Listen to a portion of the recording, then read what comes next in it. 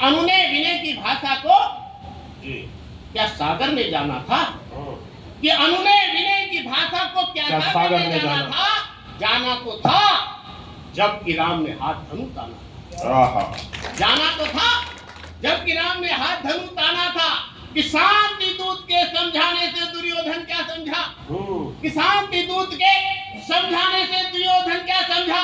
सत्ता मत में चूर था, इतना उल्टा हरि से उलझा कि मंदोदरी का मंत्र कभी क्या रावण को भाया था? कुटुंब नाश करवाने पर भी समझ नहीं पाया। कुटुंब इसलिए नराधमों का हृदय बदलना बिल्कुल संभव नहीं है। छठे साठियम समाचरित की उक्ति गलत नहीं है। इसलिए गोली का गोली से प्रत्युत्तर बहुत जरूरी है और आतताई के शीश मारना पत्थर बहुत जरूरी है। क्या बात है। इसलिए गोली का गोली से प्रत्युत्तर बहुत जरूरी है। आतताई के शीश मारना पत्थर बहुत जरूरी है। कि अपने हक के लिए बाहुबल दिखना बहुत जरूरी है। विजयश्री बनने को रण में लड़ना बहुत जरूरी है। इसीलिए मैं बलिदानों का पथ सबको दिखलाऊंगा। रखे गुलामी के बोझे को सिर से आज हटाऊंगा। आज फिरंगी से बर्बादी की सारी कीमत ले लूंगा। खून तुम्हें देना होगा, फिर मैं तुमको आजादी दूंगा। खून तुम्हें देना होगा। क्या कहते हैं कि माना सत्य अहिंसा अपने जीवन के आभूषण। महात्मा गांधी को बहुत सम्मान किया करते थे नेताजी सुभाष चंद्र बोस। ऐसा नहीं है कि महात्मा गांधी को मतभेद ऐसा कुछ नहीं था, बहुत ज्यादा सम्मान देते, लेकिन कुछ मतभेद था, मनभेद नहीं था। क्या मतभेद था?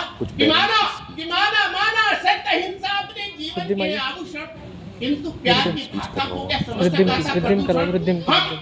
हम उन पुरखों के बेटे जो काल तलक से लड़ते थे, सूरज उनके संकेतों से उगते और छिपते थे। कि हमने पर्वत के पर काटे सिंधु मथा विस्पान किया, सिंहों के जबड़े चौड़ाए, स्वाभिमान को मान दिया, फिर खैरात मांगते कि हम अपनी स्थाति की याद करो संताने राणा वीर शिवाजी की। फिर खैरात मांगते कि हम अपनी स्थाति की याद करो संताने राणा वीर शिवाजी की। जय हिंद तुम बोलोगे चक्र सुदर्शन में छोड़ूंगा। खून तुम्हें देना होगा, मैं तुमको आजादी दूंगा।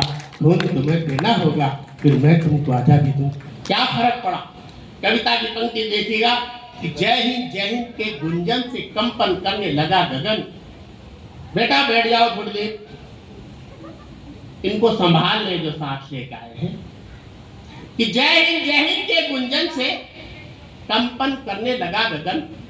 दुश्मन का दिल दहल उठा जब झंझा बनती गई पवन।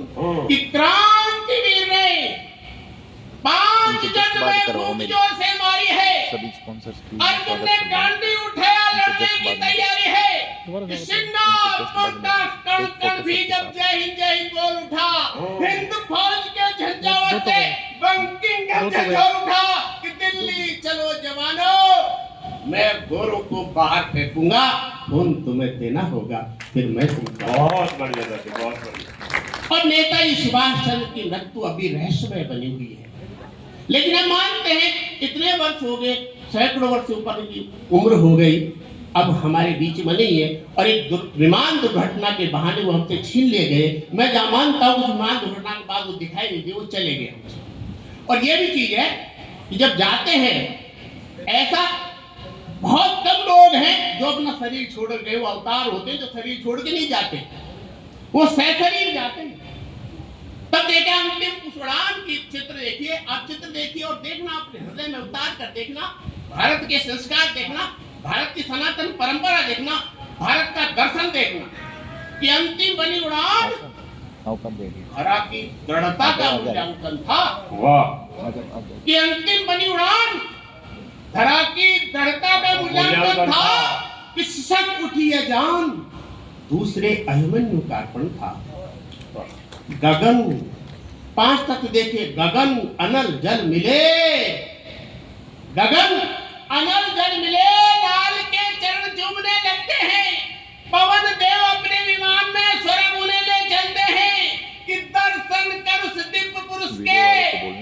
संकल्प उस दिव्य पुरुष के स्वर्ग निवासी धन्य हुए, और जय हिंद का उद्घोष सुना तो धर्मदेव भी सन्न हुए। दर्शन कर उस दिव्य पुरुष के स्वर्ग निवासी धन्य हुए, जय हिंद का उद्घोष सुना तो धर्मदेव भी सन्न हुए। कि आओ आओ वीर सुभाष, तुम्हें मैं इंद्रासन खाली कर दूंगा, खून तुम्हें देना होगा, फिर मैं तुमको आजादी दूंगा, खून तुम्हें देना होगा, फिर मैं तुमको आजादी। और कविता का अंतिम स्पर्श देखिए, स्वागत है तो अंतिम स्पर्श देखिए। ये 8 पंक्तियां पढ़ूंगा, एक पंक्ति दूसरे पंक्ति को संदेश देती है। 8 पंक्ति एक साथ सुनना। माला चढ़ाया। पहले बता देता हूँ, नेताजी सुभाष चंद्र बोस स्वर्ग के दरवाजे पर खड़े हैं। वो चित्र देख लो पहले। स्वर्ग में धर्मराज का दरबार लग रहा है, जीवों के कर्मों का हिसाब किताब हो रहा है। कोई नरक में पड़ा है, कोई स्वर्ग में पड़ा है। फाइल आती है, चित्रगुप्त फाइल प्रस्तुत करता है और देखा जाता है इसके कितने पाप कट गए, इसके कितने पुण्य कट गए। उस समय देखिए, वो चित्र देखिए। और समय फाइल आती है जनरल डायर की। जनरल डायर के बारे में आप जानते हैं सब। जनरल डायर ने जलियांवाला बाग में शांतिपूर्वक आंदोलन करते हुए हमारे पुरुष, महिला, बालकों के ऊपर गनमत छुड़वा दी थी और सैकड़ों हत्याएं हुई। उसका पापी नरक की आत्मा भुगत रहा है। और इत्तेफाक से उस समय उसकी फाइल आती है विचार के लिए। देखिए क्या है कि देखो इसके कृत्य निहत्तों पर गोली चलवाई है, अबला बालक वृद्धों की निर्मम हत्या करवाई है, कि घेर घेर कर निर्दोषों को इसने जब मरवाया था, जिसे देखकर पाप स्वयं अपने मन में घबराया था कि क्रूरता का इसका अपराध जगत में नूतन है। नरक में तो दंड तरीके सबके सभी पुरातन है, इसीलिए नहीं हो पाते इसके पाप जरा हल्के। वर्षों बीत गए, इसको यहाँ के दंड अस्त्र सहते, वर्षों बीत गए, इसको यहाँ के दंड अस्त्र सहते, वर्षों बीत गए, इसको यहाँ के दंड अस्त्र सहते। तो भारत में निर्धन के घर में इसको जन्मा दूंगा। तो भारत में निर्धन के घर में इसको जन्मा दूंगा, जहां अभाव के सागर में सांस नहीं लेने दूंगा। ठहरो धर्मराज, न्याय के संग मजाक नहीं चलता। ठहरो धर्मराज, न्याय के संग मजाक नहीं चलता। सबसे बड़ा इनाम दिया है, कहते हो दे रहे सजा, कि जन्म जन्म की पुण्य तपस्या का संचय जो करता है, भारत माता की कुक्षी से जन्म ही ले सकता है। जन्म जन्म की पुण्य तपस्या का संचय जो करता है, भारत माता की कुक्षी से जन्म ही ले सकता है। कि भारत माता के कुक्षी से जन्म ही ले सकता है। कि भारत में निर्धन का तो भगवानों का भी तीरथ है।